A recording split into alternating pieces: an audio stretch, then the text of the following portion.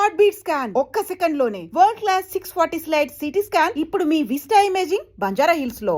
Interview కాబట్టి కాస్త limitation ఉంది. మనం మళ్ళీ ఒక్కసారి సినిమాల విషయానికి వద్దాం. నేను 2 సినిమాల గురించి మీతో ఇంటర్వ్యూ ముందే అనుకున్నాను. ఈ 2 సినిమాల గురించి చాలా పర్టికులర్గా మాట్లాడదామని.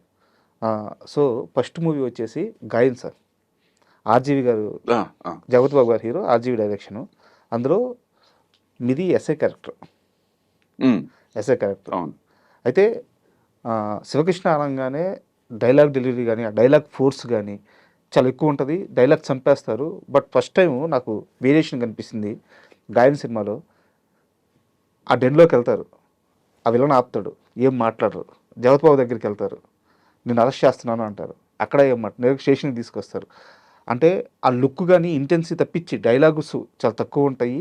అద్భుతమైన రోలు. ఆర్జీవితో ఆ రోజుల్లో ఆ వర్క్ ఎక్స్పీరియన్స్ ఎలా ఉంది చెప్తారు? అందరితో అలాగే ఉందండి. నేను ఐ డోంట్ స్పీక్ మచ్. నేను ఏ డైరెక్టర్ అన్నా ఫస్ట్ నా క్యారెక్టరేషన్ ఏంటి, నా లిమిటేషన్స్ అని అడుగుతాను. ఇప్పుడు నేను ఇందాక రైటర్ ఎలాగైతే ఫస్ట్ హీరో సినిమాకి, సెకండ్ హీరో ఎవరు అంటే ఆ డైరెక్టర్ హీరో. మోల్డ్ చేసి అందరినీ చూపించి, అలాగే కెమెరామెన్, నెక్స్ట్ ఆ ఫిజికల్గా యాక్ట్ చేసే మనం హీరో. ఇప్పుడు సపోజ్ రైటర్ గొప్పగా సినిమా తీయలేదు, డైరెక్టర్ చెడగొట్టాడు, ఈ సినిమా ఆడుతుందా ఆడదుగా? అప్పుడు నీ హీరోయిజం ఏమైంది? మరి నువ్వు అంత గొప్ప హీరో ఎందుకు ఆడలేదు నువ్వు సినిమా? నా లాజిక్ క్వశ్చన్ ఇది. సో ఐ రెస్పెక్ట్ ఫస్ట్ దర్. అట్లాగే డైరెక్టర్స్, క్రియేటివ్ డైరెక్టర్ వర్మ అనేది no doubt is a creative director. నేను ముందే అడిగా, నా లిమిటేషన్స్ చేసాము. నాకు ఇంకా ఎవరు, నాకు సజెషన్ ఎవరు సార్ చెప్పిన తర్వాత నేను బాగాలేను. ఇంకా ఏదైతే నాకు మీటర్ ఇచ్చాడో అలా వెళ్ళిపోతాను అంతే. ఇప్పుడు మీరు చెప్తుంటే అసలు అప్పుడు ఆ సీన్ నాకు పెద్దగా గుర్తు రావట్లే, అది ఏం అలా చేశానా నాకు తెలియట్లేదు. నాకు నేను లిమిటేషన్ చూసుకుంటే ఇంక వెళ్ళిపో. ఇప్పుడు దానికి మంచి ఉదాహరణ నాకు బాగా గుర్తున్నది చెప్తా. జయం సినిమా. ఇప్పుడు మీరు చెప్పింది గాయం నాకు అంత గుర్తు రావట్లే, సారీ. అది 90లో చేశాను, అది 1991లో. 2002లో జయం చేశాను, అది గుర్తుంది నాకు. ఇప్పుడు ఏం చేశాను నాకు తెలియదు. అప్పుడు నేను censor board chairman, federation chairman, ఈ రేంజ్లో ఉన్నాను అప్పుడు పార్టీలో. అప్పుడు ఎవరో వచ్చి జైన్లో నన్ను ఫస్ట్ టైం నేను ఫాదర్ వేషం వేసాను జైన్ సినిమాలో. సదా ఫాదర్. ఎవరో వచ్చి అడిగి, అన్న నువ్వు వెళ్ళొద్దు, తెక్లోడు తేజ తెక్లోడు కొట్టాడు అన్న, మొన్న 2 ఆర్టిస్టులు, జూనియర్ ఆర్టిస్టులు కొట్టాడు, తెక్లోడు నీ రేంజ్ ఏంటన్నా వాడు అన్నాడు. వాటిని డైరెక్టర్ ఎందుకు కొడతాడు, నువ్వు ఎంత విసిగించకపోతే వాడు చేయి చేసుకుంటాడు, అసలు మాట వరుస చెప్తున్నా. అది ఏం సరదానా, కొట్టడం సరదానా? సో ఒకళ్ళు చెప్పిన మాట ఉండొచ్చు కొద్దిగా, దాంట్లో కొద్దిగా గొప్ప, బట్ అది మనం we should not take it for granted.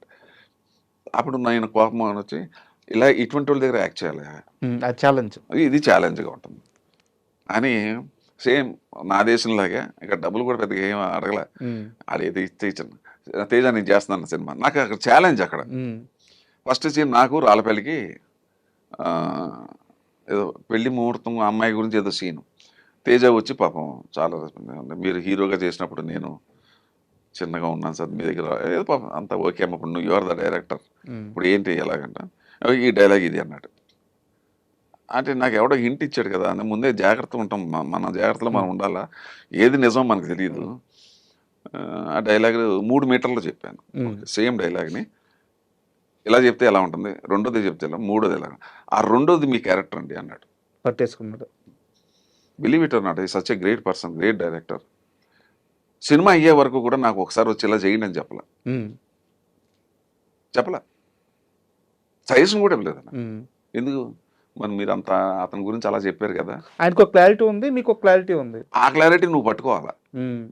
ఎప్పుడు ఆర్టిస్టు డైరెక్టర్ దగ్గరికి వెళ్ళినప్పుడు ఆ డైరెక్టర్ క్లారిటీ నువ్వు పట్టుకోకపోతేనే ప్రాబ్లమ్స్ వస్తాయి. ఈవెన్ వరం దగ్గర కూడా అంతే. మరి మీరు చూసారా ఎప్పుడన్నా తేజ గారు కొట్టడం?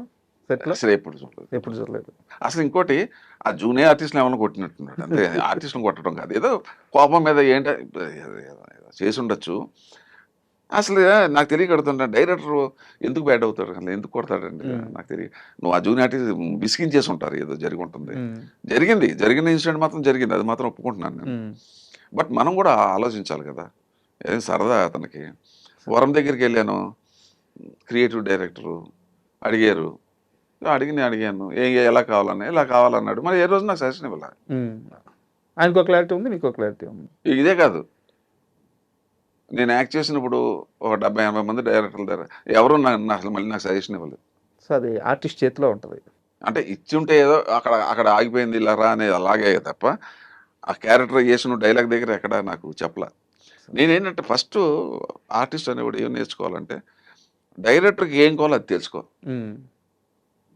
ఫస్ట్ డైరెక్టర్కి ఏం కావాలో అది తెలుసుకో. రైటర్ ఏం చెప్పాడో అది అర్థం చేసుకో. ఆ భావన ఏంటి, అతని ఉద్దేశం ఏంటి,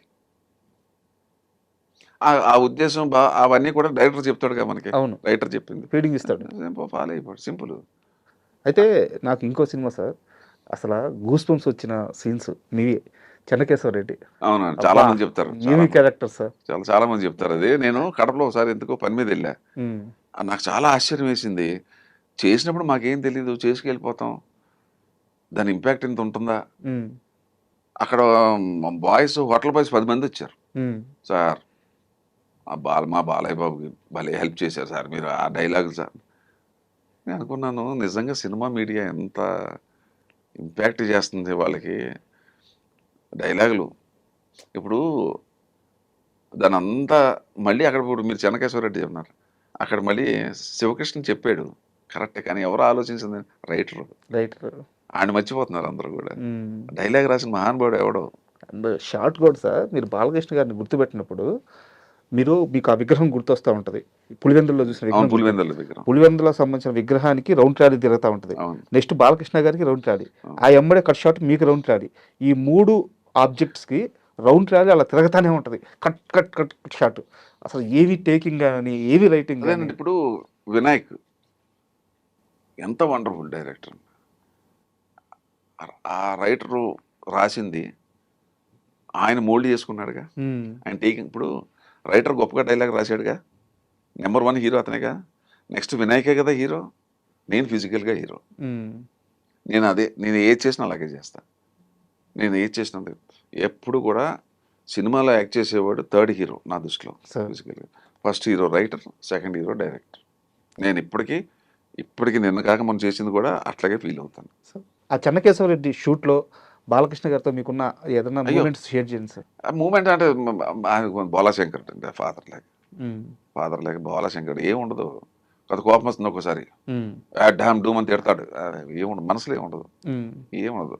మళ్ళీ చిన్న పిల్లలాగా మన దగ్గరికి వచ్చి మన మీద జోకులేసి మనతో కూర్చుంటూ ఉంటాడు. కానీ ఏంటంటే ఒక్కొక్కసారి చిరాకు పట్టవచ్చు, అది వేరే విషయం. బట్ ఓవరాల్గా ఈజ్ బాలాశంకరుడే ఒక రకంగా చెప్పాలంటే. అది రామారావులో చూశాను కొద్దిగా.